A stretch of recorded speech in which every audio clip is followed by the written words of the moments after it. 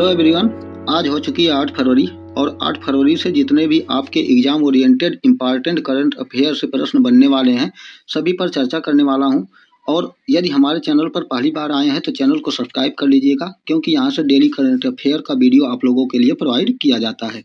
बात कर लिया जाए यहाँ पर तो कल के सेशन में हम लोगों ने कुछ प्रश्नों को देखा था और उन्हीं प्रश्नों को एक बार दोबारा से देखते हुए अपने सेशन को स्टार्ट करते हैं।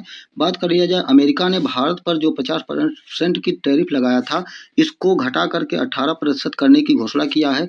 बात किया जाए यहाँ पर एलन मस्क दुनिया के 800 अरब डॉलर की संपत्ति के साथ दुनिया के पहले अमीर व्यक्ति बन चुके हैं।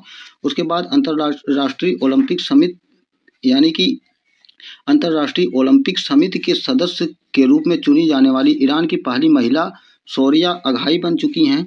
16 वर्ष से कम उम्र के बच्चों के लिए सोशल मीडिया पर देशव्यापी प्रतिबंध लगाने वाला यूरोपीय पहला देश स्पेन बन गया है। और 39वां सूरजकुंड अंतर्राष्ट्रीय शिल्प मेला 2026 का आयोजन हरियाणा के फरीदाबाद में किया गया है। और हाल ही में प्रदान किए गए 68वें ग्रैमी अवार्ड जो कि दलाई लामा को दिया गया है, उन्हें संगीत के क्षेत्र में दिया गया है।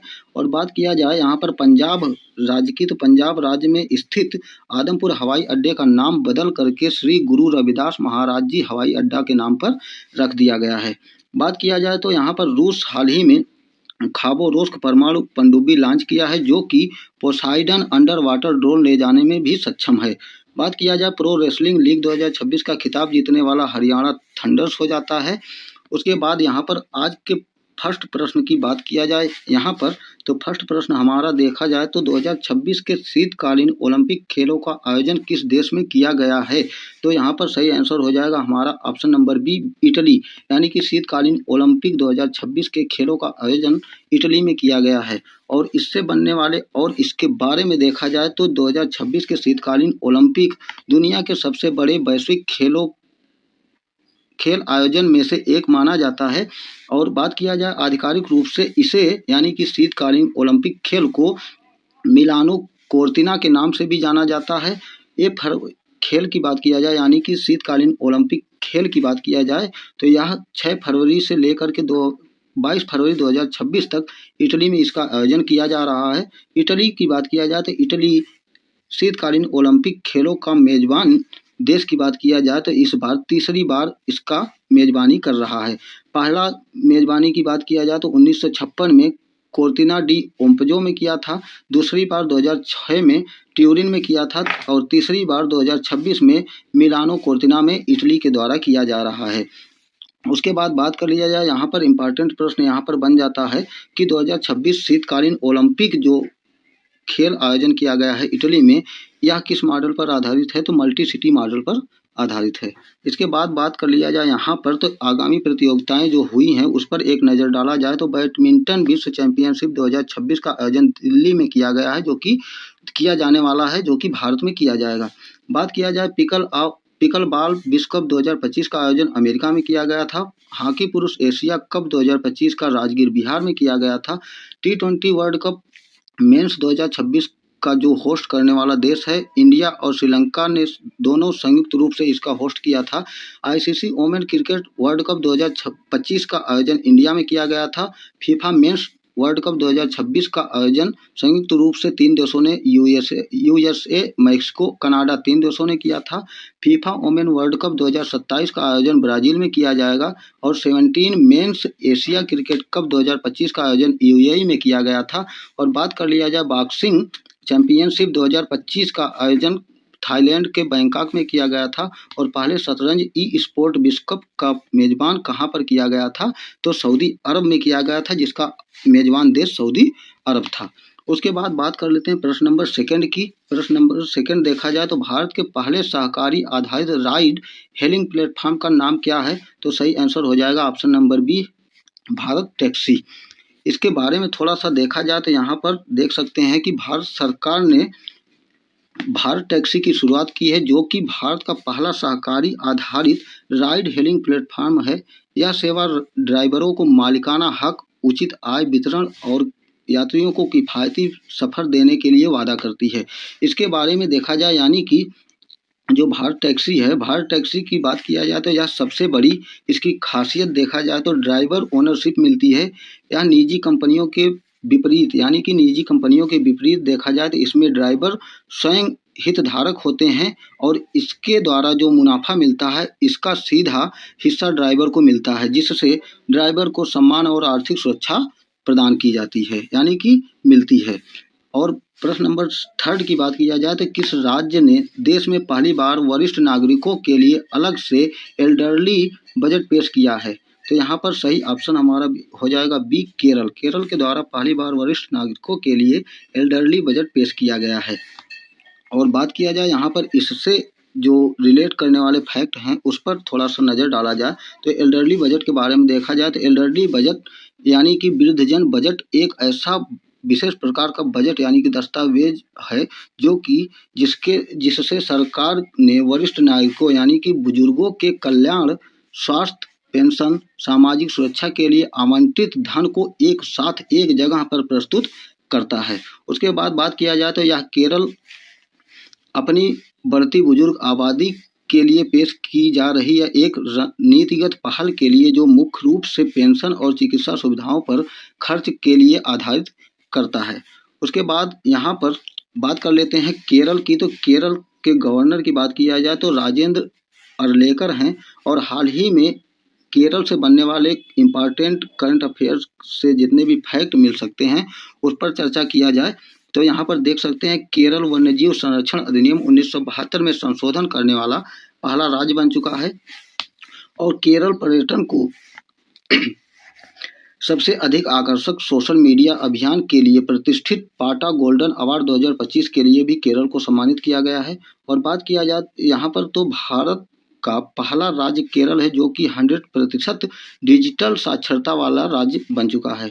केरल के अलेप्पी की बात किया जाए तो एलेप्पी जिले के आर्थुकल पुलिस स्टेशन को देश का पहला ISO प्रमाणित पुलिस स्टेशन यानी पुलिस थाना बना दिया गया है, यानी कि केरल के अलेप्पी पुलिस स्टेशन को देश का पहला ISO प्रमाणित पुलिस थाना के रूप में घोषित किया गया है। और बात किया जाए यहाँ पर तो 10वीं कक्षा के सभी छात्रों के लिए रोबोटिक शिक्षा के लिए अनिवार्य करने वाला देश का पहला राज्य हमारा केरल बन जाता है। और बात किया जाए यहाँ पर केरल उच्च न्यायालय के पहाड़ी पर्यटन स्थलों में एकल उपयोगिता प्लास्टिक पर प्रतिबंध लगाने वाला राज्य भी हमारा केरल हो जाता है। बढ़ते हैं प्रश्न नंबर 4 की तरफ। प्रश्न नंबर 4 देखा जाए तो मणिपुर की पहली महिला उप मुख्यमंत्री के रूप में किसे नियुक्त किया गया है? तो यहाँ पर बात किया जाए तो हमारा सही ऑप्शन हो जाता है यहाँ पर नेमचा किपगेन। नेमचा किपगेन यानी कि मणिपुर की पहली महिला उप मुख्यमंत्री के रूप में नेमचा किपगेन को नियुक्त किया गया है। और यहाँ पर हाल ही में कुछ महिलाओं से रिलेट करने वाले करंट की बात किया जाए तो रुद्र AI हेलीकॉप्टर उड़ाने के लिए क्वालिफाई होने वाली भारतीय सेना की पहली महिला अधिकारी हंसजा शर्मा बन चुकी हैं। और गणतंत्र दिवस 2026 पर 140 जवानों यानी कि पुरुष जवानों वाली CRPF मार्चिंग टुकड़ी का नेतृत्व करने वाली पहली महिला अधिकारी सिमरन बाला बन चुकी हैं। साउथ पोल पर पहुंचने वाली पहली भारतीय महिला कौन बन चुकी हैं? तो काम्या कार्तिकेयन बन चुकी हैं। प्रेस क्लब ऑफ इंडिया की पहली महिला अध्यक्ष कौन बनी है? तो संगीता बरुआ बनी हैं। रेलवे सुरक्षा बल की पहली महिला महानिदेशक के रूप में किसे नियुक्त किया गया है?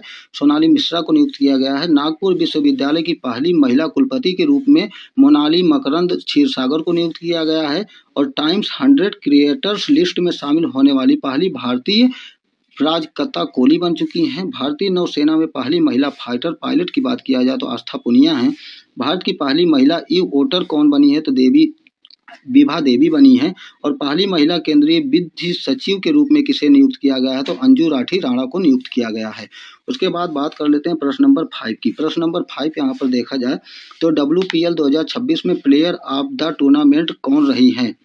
यानी कि 2026 का जो WPL हुआ है उसमें प्लेयर ऑफ द टूर्नामेंट की बात किया जाए तो यहाँ पर सोफी डिवाइन हो जाती है। सही आंसर ऑप्शन नंबर सी हो जाता है। और इनके बारे में थोड़ा सा चर्चा किया जाए तो देखा जाए यहाँ पर रॉयल्स चैलेंजर्स बेंगलुरु ने दूसरी बार वीमेंस प्रीमियर लीग यानी कि WPL जीत लिया है। उसके बाद बात किया जाए यहाँ पर तो टूर्नामेंट जीतने वाली रॉयल्स चैलेंजर बेंगलुरु को 6 करोड़ का इनाम दिया गया है और वहीं पर दिल्ली कैपिटल जो कि सेकेंड राउंड में आई थी उसे 3 करोड़ रुपए इनाम के तौर पर घोषित किया गया है। यानी कि इनाम के तौर पर 3 करोड़ विजेता उप विजेता को और विजेता यानी कि रॉयल्स चैलेंजर्स बेंगलुरु को 6 करोड़ दिया गया और प्लेयर ऑफ द टूर्नामेंट में सोफी डिवाइन को 5 लाख रुपए अलग से दिया गया है।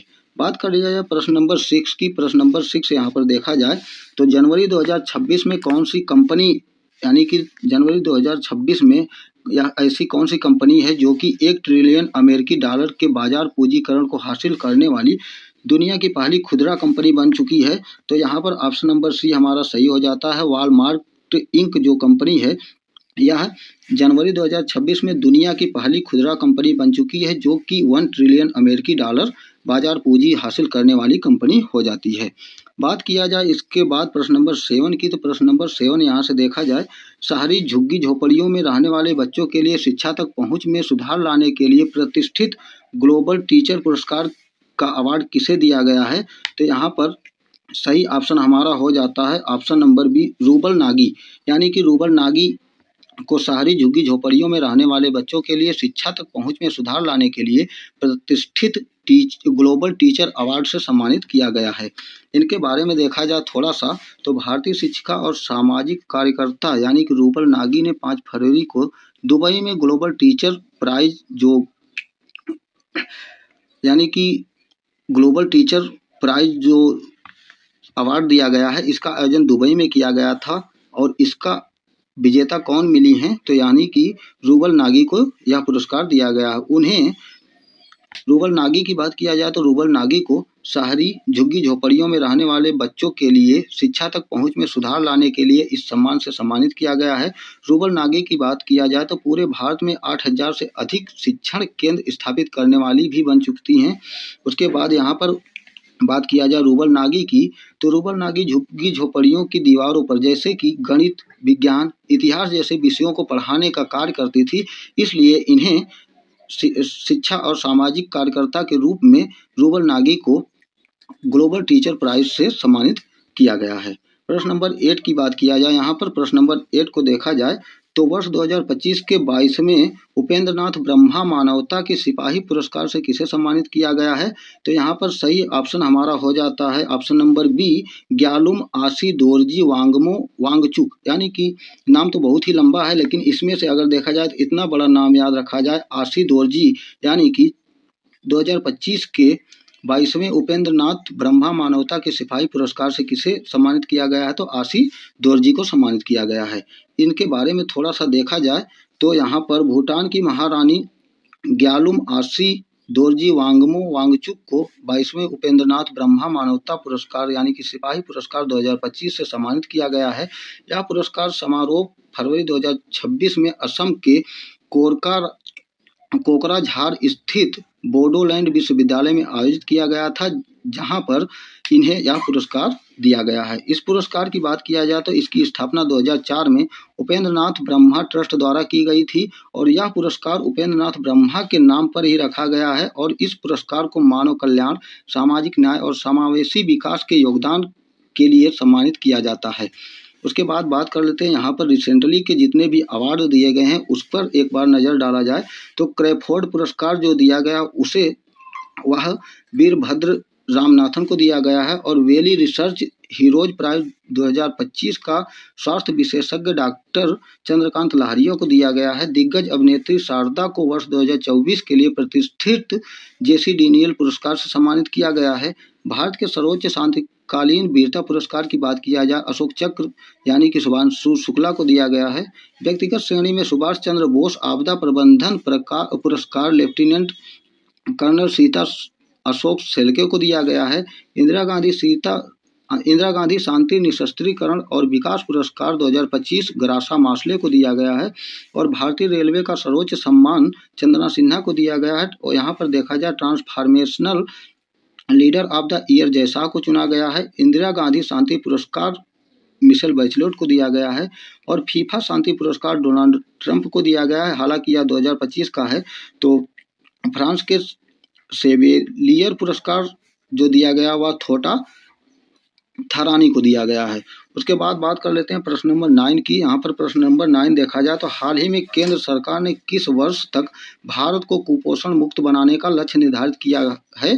तो यहाँ पर ऑप्शन नंबर बी हमारा सही हो जाता है। 2030 तक केंद्र सरकार ने भारत को कुपोषण मुक्त बनाने का लक्ष्य रखा है। इसके बारे में देखा जाए तो यहाँ पर यह लक्ष्य पहले 2025 में तक रखा गया था और केंद्र सरकार ने वर्ष 2025 तक देश को कुपोषण मुक्त बनाने का मुख्य लक्ष्य निर्धारित किया था, जिसके तहत पोषण अभियान यानी कि राष्ट्रीय पोषण मिशन की शुरुआत भी की गई थी। हालांकि संयुक्त राष्ट्र के सतत विकास लक्ष्यों के अनुरूप इस लक्ष्य को अब वर्ष 2030 तक बढ़ा दिया गया है, जिसके साथ कुपोषण को समाप्त करने का व्यापक एजेंडा जोड़ दिया गया है। यानी कि पहले 2025 में कुपोषण मुक्त भारत बनाया जाने का अभियान प्रारंभ किया गया था, जिसके तहत राष्ट्रीय पोषण मिशन भी कार्यक्रम, अन्य प्रकार के कार्यक्रम भी चलाए गए थे, परंतु यह कार्यक्रम चलाने के फलस्वरूप भी भारत को 2025 तक कुपोषण मुक्त नहीं बनाया जा सका, जिस कारण से अब इसका लक्ष्य 2030 तक बढ़ा दिया गया है। बात कर लिया जाए यहाँ पर प्रश्न नंबर 10 की। तो प्रश्न नंबर 10 को देखा जाए तो भारत के किस राज्य में विश्व का सबसे बड़ा फ्लोटिंग सोलर प्लांट यानी कि 600 मेगावाट क्षमता जो पूरी क्षमता के साथ चालू हो चुका है?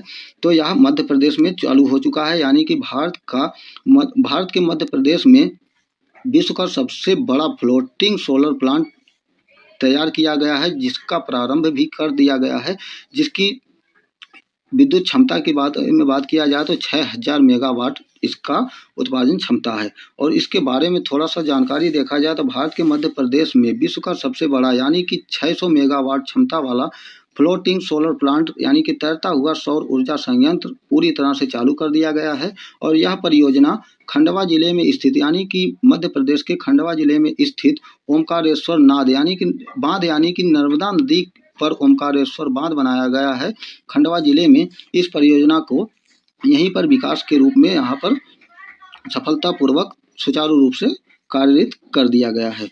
यहाँ पर बात के इसके बारे में हमने देख ही लिया। स्थान ओमकारेश्वर बांध खंडवा मध्य प्रदेश में। और क्षमता के बारे में बात किया जाए तो 6000 मेगावाट और यह नर्मदा नदी के ओमकारेश्वर बांध जलाशय पर स्थित है। उसके बाद यहाँ पर थोड़ा सा मध्य प्रदेश के बारे में बात किया जाए तो मध्य प्रदेश की राजधानी भोपाल है। मुख्यमंत्री की बात किया जाए मोहन यादव हैं। राज्यपाल मंगू भाई छगन भाई पटेल हैं। और लोकसभा की सीटों की संख्या 29 है। राज्यसभा की सीटों की संख्या 11 है। और हाल ही में मध्य प्रदेश से रिलेट करने वाले करंट अफेयर पर चर्चा किया जाए तो मध्य प्रदेश द्वारा भारत का पहला रोलिंग बजट पेश किया गया था। और यहाँ पर देखा जाए तो नेशनल हाईवे अथॉरिटी इंडिया ने मध्य प्रदेश में नेशनल हाईवे 45 पर भारत की पहली वन्यजीव सुरक्षित सड़क की शुरुआत भी मध्य प्रदेश में किया गया है। और मध्य प्रदेश के सरकार ने दिसंबर 2025 में यह घोषणा की थी कि राज्य अब नक्सलवाद मुक्त हो चुका है। आई होप कि यह सेशन आप लोगों को अच्छा लगा होगा। और हमारे चैनल पर पहली बार आए हो तो चैनल को सब्सक्राइब कीजिएगा, जिससे कि हमें मोटिवेट हो सके और हमें मोटिवेशन मिल सके। और अपनी राय को हमारे कमेंट बॉक्स में अवश्य दीजिएगा। और बात कर लेते हैं यहाँ पर, तो अब मिलेंगे नेक्स्ट सेशन में। Thank you so much.